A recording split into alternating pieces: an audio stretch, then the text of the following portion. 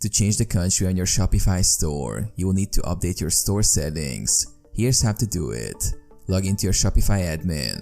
Go to your Shopify dashboard and log in using your credentials. Access General Settings. In the Shopify admin, navigate to the Settings section and click on General. Edit Store Details. Scroll down to the Store Details section. Here, you will find your store's name, address, and country. Change country. Next to the country field, click on the drop-down menu and select the country you want to change to. Shopify will automatically update the currency and tax settings based on the selected country. Save changes.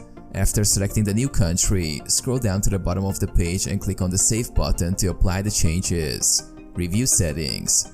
Double-check your store settings to ensure that the country has been updated correctly. Update shipping and payment settings. Depending on the country you've selected, you may need to review and update your shipping and payment settings to reflect any changes in shipping rates, available carriers, or payment methods.